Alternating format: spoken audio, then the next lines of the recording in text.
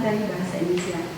Seperti minggu yang lalu, sudah Ibu katakan bahwa materi kita yaitu tentang pidato persuasif. Mungkin kalian sudah pernah mendengar tentang pidato di acara-acara seni ataupun acara-acara yang lainnya. Pidato adalah salah satu kegiatan berbicara di depan umum yang mempunyai tujuan untuk menyampaikan satu informasi kepada masyarakat umum.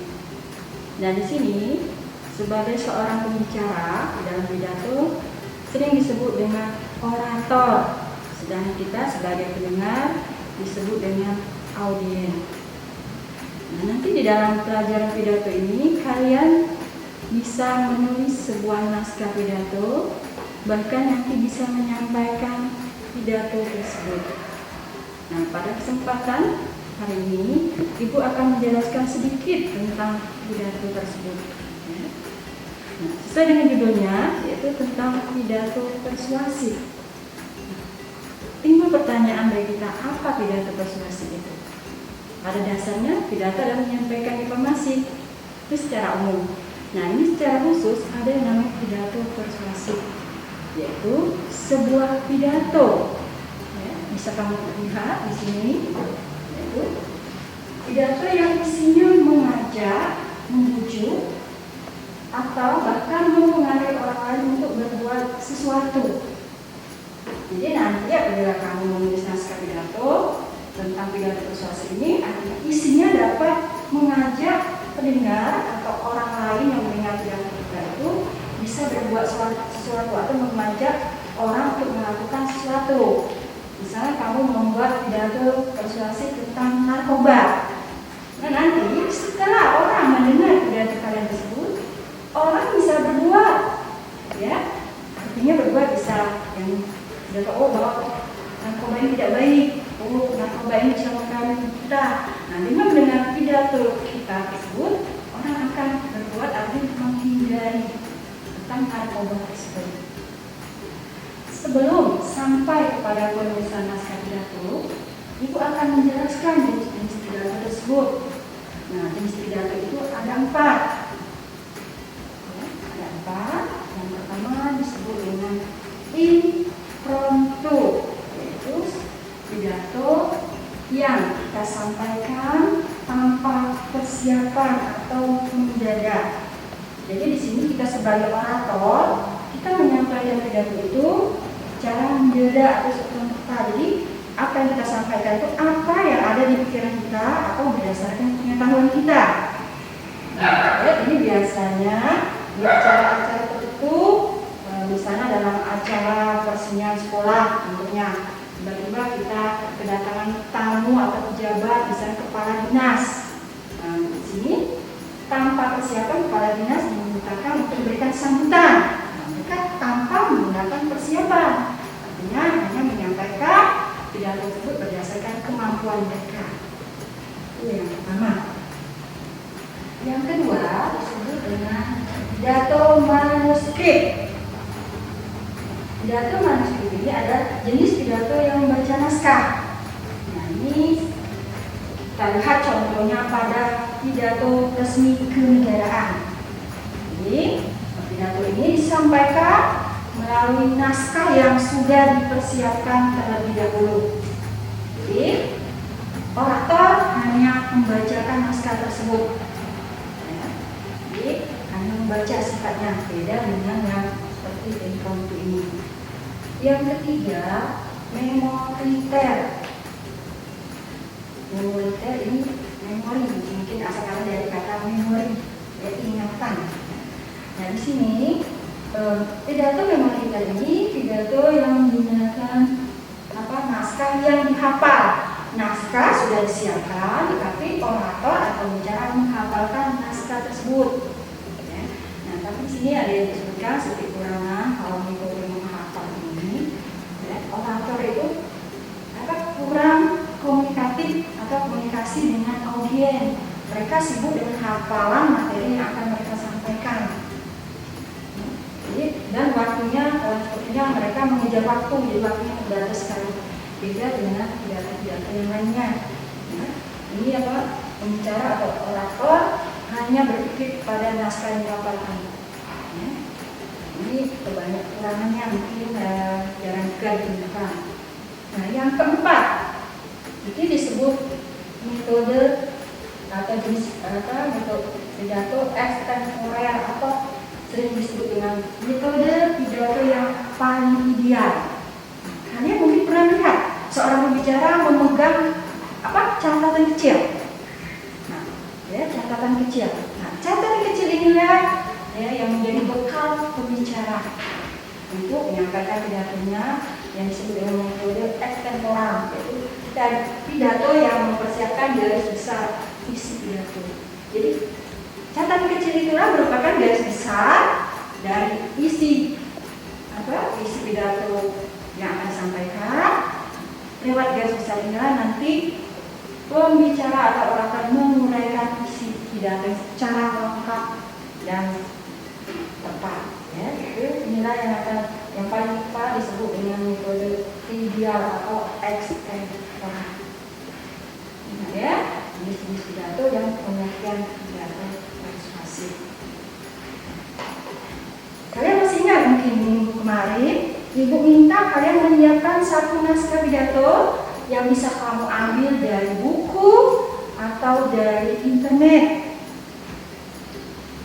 Jadi harus kamu siapkan nanti, karena setelah pelajaran ini Ibu akan memberikan satu tugas dari pidato yang kamu siapkan tersebut.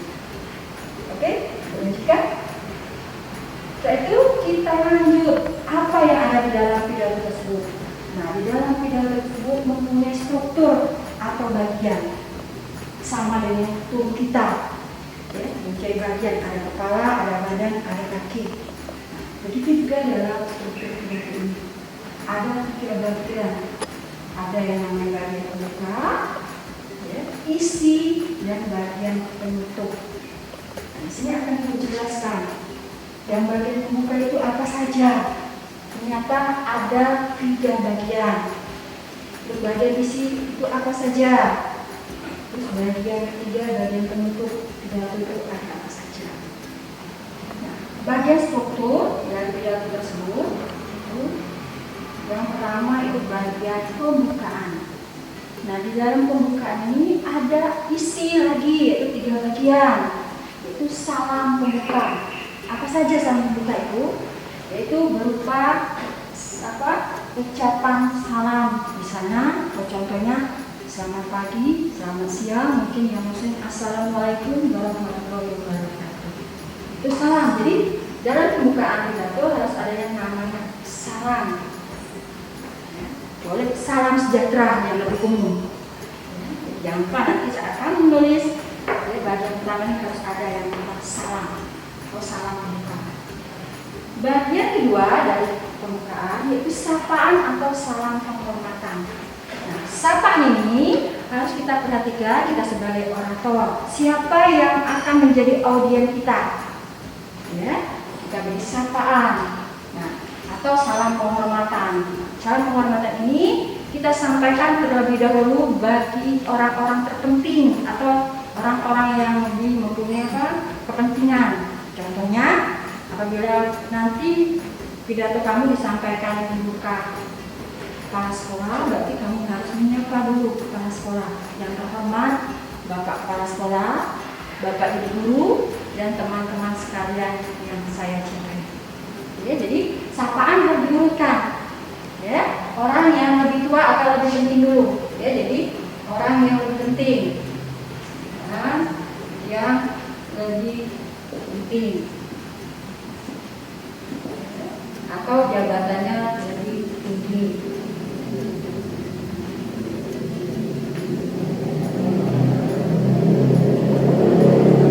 Ya, jadi sapaan atau salam penghormatan. Jadi ulang lagi, sapaan atau salam penghormatan itu disampaikan pada saat bagian pembukaan, yaitu menyapa orang-orang yang hadir di dalam pidato kita. Kita lihat siapa audien kita. Jadi sampaikan kalau misalnya dalam tidak ada Bapak Kepala Sekolah, kita sapa dulu Bapak Kepala Sekolah, dari guru dan teman-teman sekalian. Bagian ketiga pada bagian pembukaan ucapan rasa syukur. Nah, ucapan rasa syukur ini kita sudah tahu yang pertama itu pada Tuhan Yang Maha Esa.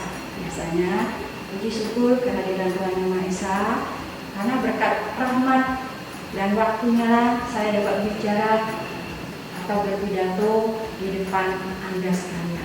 Itu berupa ucapan syukur. Ya. Bisa juga setelah ucapan syukur pada Tuhan, bisa ucapan orang-orang yang telah membantu kita dalam pelaksanaan pidato tersebut. Yang kedua, isi pidato. Isi pidato ini artinya rangkaian isi yang akan kita sampaikan. Di buku dicontoh tadi tentang narkoba. Misalnya kamu tema tentang narkoba, maka di bagian isi pidato adalah kamu menjelaskan secara jelas kepada audiens atau pendengar mengenai narkoba. Mungkin dari pengertiannya, jenisnya, akibatnya, dan bagaimana cara mengatasinya. Ya, jadi di sini isi pidato secara lengkap kita ungkapkan tentang apa yang akan kalian sampaikan atau orator sampaikan. Ya. Yang ketiga, ini bagian ketiga, yaitu penutup pidato. Pada penutup pidato ini ada 4 bagian. Ya, ada 4 bagian. Yang pertama berupa kalimat harapan. Nah, contohnya ya, dengan pidato ini saya harapkan para pemuda, siswa-siswi untuk menjauhi narkoba. Misalnya kalau tentang narkoba itu bentuk harapan. Mungkin semoga dengan pidato saya ini apa yang saya sampaikan dapat bermanfaat. Kalian sudah tahu bagaimana akibat dari narkoba tersebut. Mungkin harapannya lain kalian punya contoh.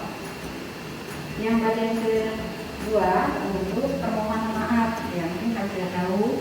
Ya. Mungkin hanya ini yang bisa saya sampaikan. Mohon maaf bila ada kesalahan dan kekeliruan. Mungkin seperti ibu juga, ibu ini contohnya juga sebagian dari pidato yang masuk dalam ruangan ceramah. Mungkin setelah menutup materi ini ibu selalu memohon maaf bila ada kesalahan dan kekeliruan. Begitu juga dalam pidato ini. Nanti kamu sampaikan permohonan maaf atas materi atau pidato yang kalian sampaikan. Yang bagian ketiga yaitu ucapan terima kasih. Dan mungkin terima kasih atas perhatian teman-teman sekalian.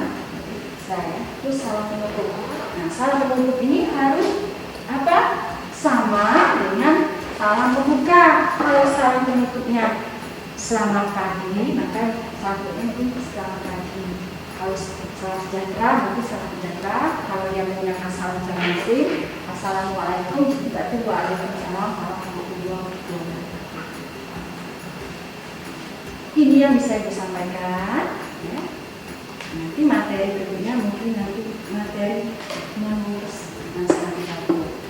Untuk sementara ini hanya itu yang disampaikan, dan naskah yang diminta kemarin yang kamu persiapkan itu nanti kalau dibaca, karena nanti ada perintah dari naskah pidato yang kamu siapkan tersebut.